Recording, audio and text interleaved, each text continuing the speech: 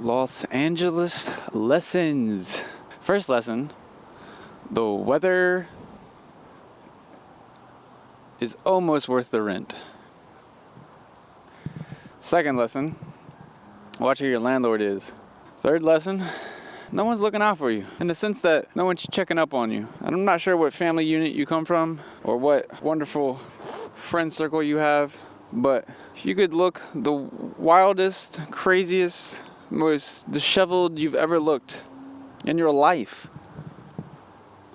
and you won't even be the craziest thing that someone saw that day, let alone that hour. Speaking of crazy things, you get to see the entire scope of humanity. The financial dichotomy between the poor and rich are ever present on truly just about any street in Los Angeles. I saved some type of 5-digit amount of money and was able to live some years in Los Angeles, and honestly for the first couple of years left a pretty hedonistic lifestyle. I had worked for a decade up until that point, and I wanted some time off, and that time off ended up being pretty long. I was able to go to concerts whenever I wanted to, eat whatever I wanted to eat, and hang out with whoever I wanted to hang out with. No emails to check, no authority to report to, and I feel like I got away with something. I felt like I was playing with house money that I didn't have. It's literally the money that I saved up, but regardless, I felt like a lot of people don't get to live a lifestyle that's truly to their only wants and desires, and you're a kid and you eat a lot of sugar or get a lot of the thing that you want. Once you get enough of it, you're done on it. But for me, it was a couple years. It wasn't just one day of eating a bunch of sugars. I got to live how I wanted to live almost half a decade, to be honest with you. I don't feel like many people get to live such a hedonistic lifestyle that you start to feel, I don't know, grateful maybe, or that just simply that if life can give me this many good memories, then maybe I should help people have good memories too. Los Angeles lessons. You learn that you can make it anywhere. You see such a variation of the human condition that you start to realize that maybe it's not you, it's the work that you put in. Seen people well off not make it. Seen people not well off make it. I've seen people not well off not make it, and people well off make it. Point being that when you get exposed to the variation, and maybe not the totality, but at least such a significantly higher variation of people who decide to live life a certain type of way, you realize that the best someone can give you is advice, but they can't make you drink the water. You learn that you're not that good. You learn that you are not special. You learn that even in America, in just one beach, Santa Monica Beach, you'll hear upwards of double-digit accents, but you'll learn that there's a world outside of the house you grew up in, the people you know, the things you know. I really want to harp on the weather. I don't know how long we're going to have this type of comfortable existence. Rather global warming or the AI advancement. A lot of people are worried about what type of future we're going to end up in. And at least for right here, right now, I'm just very grateful to be in the age of information where it's accessible. I'm happy that I can live comfortable. Who knows what future generations have to deal with in the context of unlivable temperatures. The idea of purpose. If we really do get to a point to where all we need to do is exist and we've figured out how to automate a lot of things, then I know the last couple of millennia up to this point, it was work that gave us purpose, and as someone who's in the middle of a swamp with a bunch of swans doing their thing, I find myself oddly grateful. I am financially uncomfortable, but physically comfortable, mentally healthy, temperaturely comfortable. Los Angeles lessons.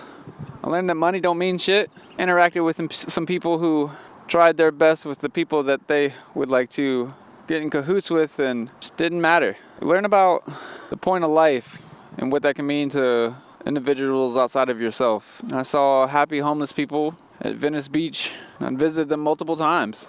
And I saw frantic, depressed, misunderstood, not listened to producers, directors, music artists. Shit, I've had meetings with them, and they haven't showed up to one meeting being happy with their life. And I struggle with that last point. Financial YouTuber turned basketball YouTuber brings up an idea of exploration versus exploitation. And my entire life, not only have I been an explorer, it's been specifically sought it out. I thankfully, and I really do mean thankfully, was mostly left to my own devices as a human. Because of that, I was able to explore and find out what matters to me.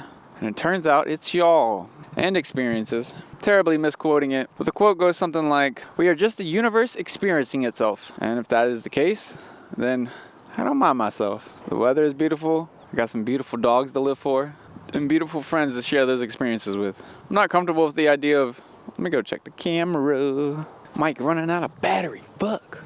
But in reference to the exploration versus exploitation, I specifically do not feel comfortable with the exploitation part. And not even that I don't like the grind of making videos, or I don't know if I agree with fundamentally the idea that we have to be exploited.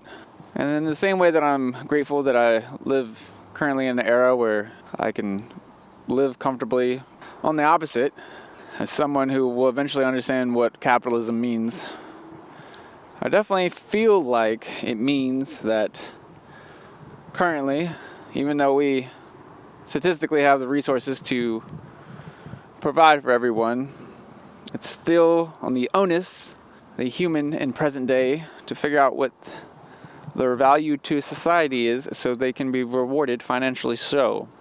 Don't know if I want to be rewarded financially so. I'd be down just to eat and hang.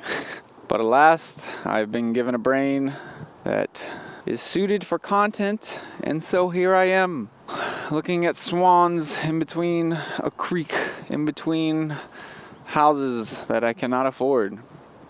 It was, of my understanding, per my parents, per society, which is a word that I don't really agree with, but for lack of a better explanation of what I'm trying to say, I will say society, that it's apparent that you become something.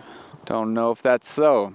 And yet, the Pied Piper has come.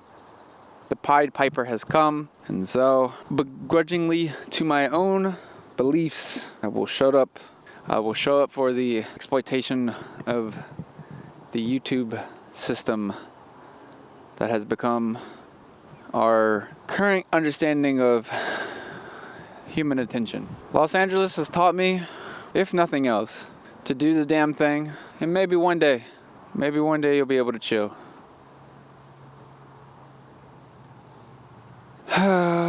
Los Angeles. My friend called me right before I started shooting. Shoutouts, Dusty Buckets. And he said the thing, I said I was going to get off because I was like literally had just shut up my whole setup. And I asked him, what's the one thing you learned? And he told me is don't leave. I'm kind of getting there. Oh, someone's coming with a bike, so I think I'm going to shut this down. I don't know what is going on. Farewell.